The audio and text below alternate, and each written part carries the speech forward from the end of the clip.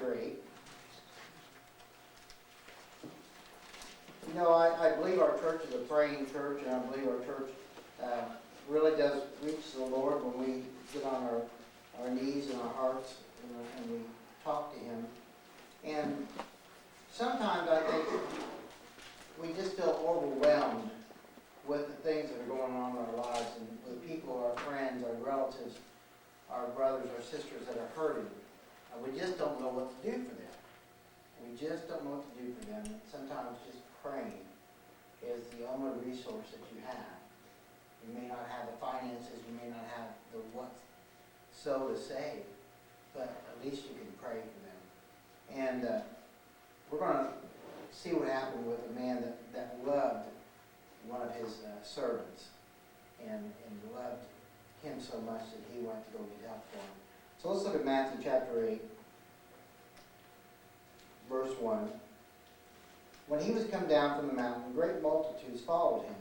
And behold, there came a leper, and worshipped him, saying, Lord, if thou wilt, thou canst make me clean. And Jesus put forth his hand and touched him, saying, I will, be thou clean. And immediately his leprosy was cleansed.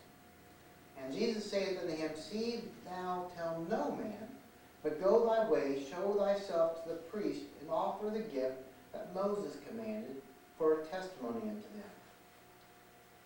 Verse 5. And when Jesus was entered into Capernaum, there came unto him a centurion, beseeching him, saying, Lord, my servant lieth at home sick of the palsy, grievously tormented. And Jesus saith unto him, I will come and heal him. Now, can you imagine that? I mean, I could hear Jesus say, I will come and heal him. I could just see his face. I could just see Jesus say, I'll come and heal him. And can you imagine what the centurion all of a sudden thought? Oh, man.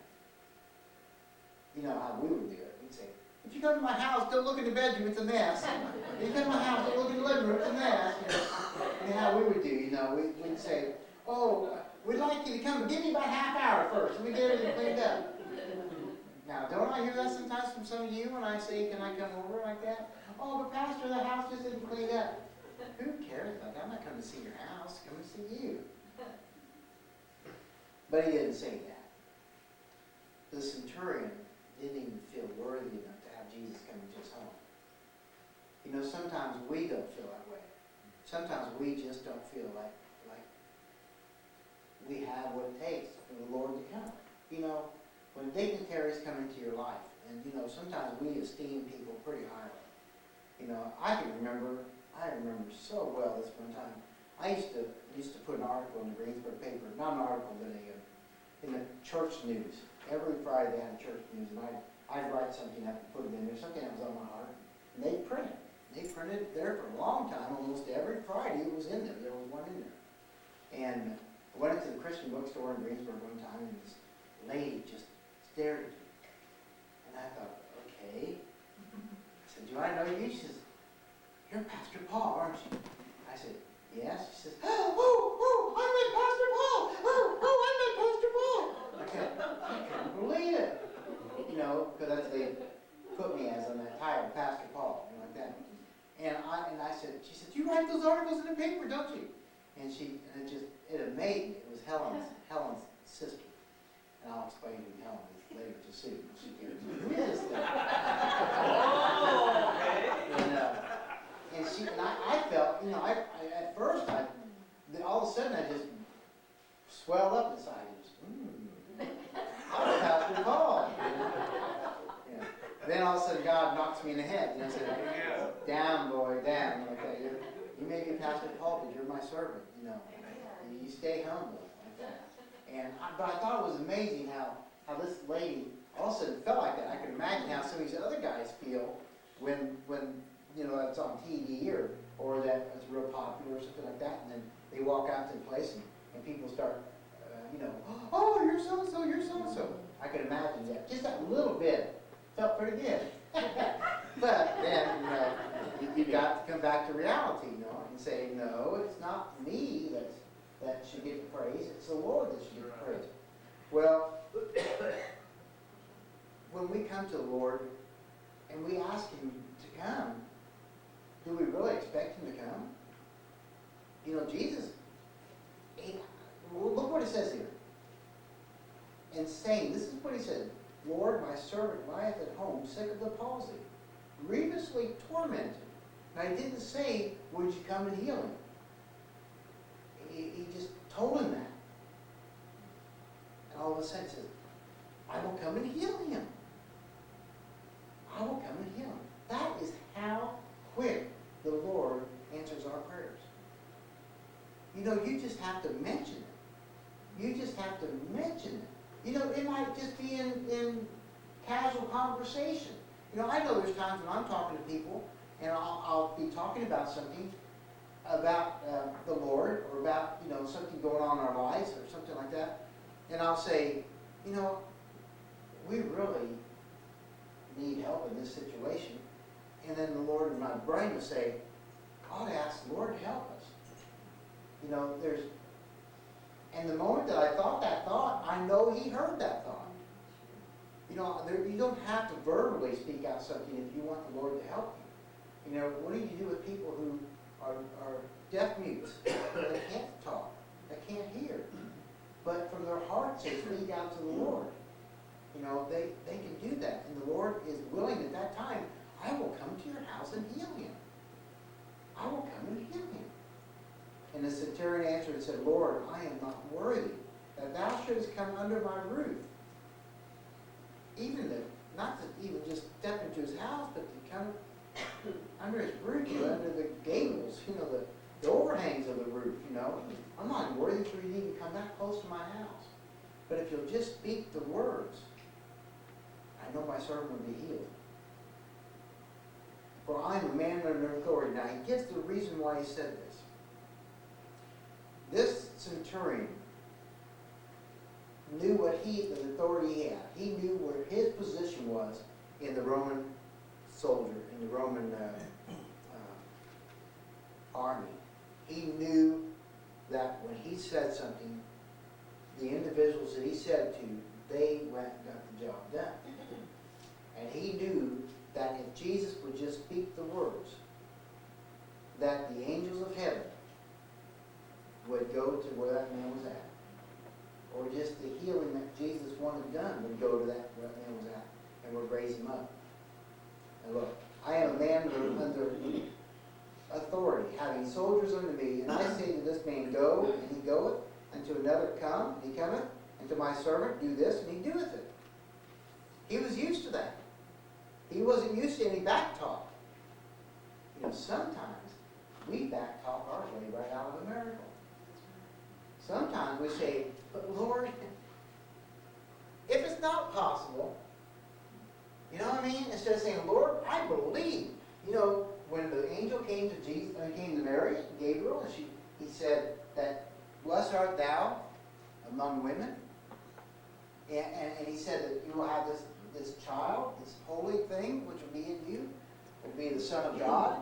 And then he says, after he gets to tell her all this, he says, and by the way, and I'm paraphrasing, by the way, your cousin Elizabeth, being great with age, is going to have a son.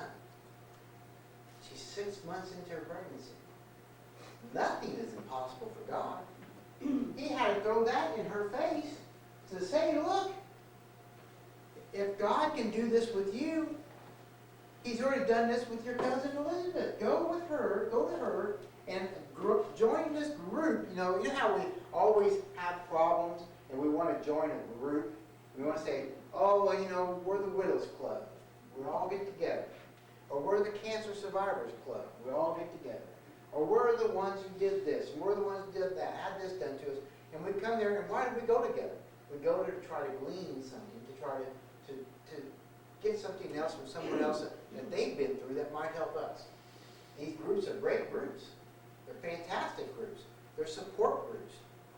And Jesus wants us to come to Him. And He says, go to Elizabeth. And nothing is impossible with God. Go there and help support her and tell her what God's done for you, Mary. You're going to have the Messiah.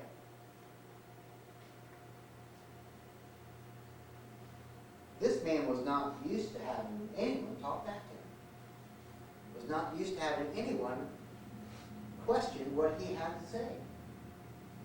He knew that if he told a man to do it, it would happen. So he asked Jesus. And he knew that if Jesus would just say the word, this thing would come to pass. You know, when Jesus says if you just have the faith the size of the mustard seed, you can say to this mountain, cast into the ocean, and it'll go.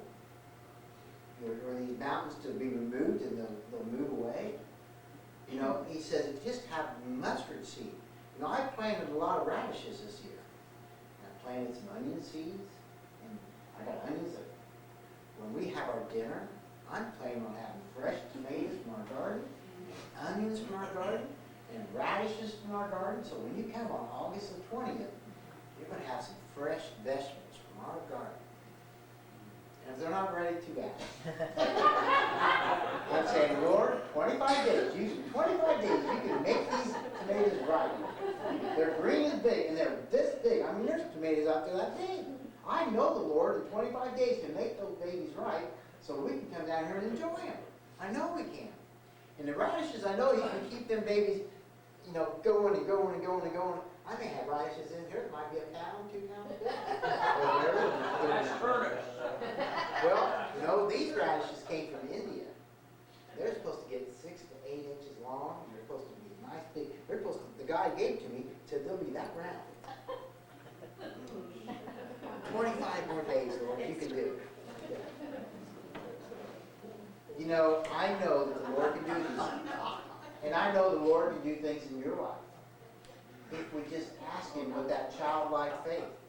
You know, there's one thing that we need to understand, is that faith, even if it's the size of a mustard seed, it's no good if it isn't exercised in a childlike faith, in a belief that we just believe. We just believe. You know, when Callie and Corey comes here, they know that they're going to be safe coming to this church. They know that when we drive down here, Papa's in control of the car. They know that. They know that Mamaw takes control sometimes too. Papa, you're going too fast. Okay, Mamaw, you want to drive? Kids, close your ears. I want to say something to Mamaw. Yeah. But you know what the thing is about that is that they had that faith that they don't even have to question. They don't have to question. One day, remember the first time we had him here? I don't know if some of you remember or not. But when we went home, Callie said, Papa, why were you screaming at them? Were you mad? No, Callie. I said, that's Papa's preaching like that.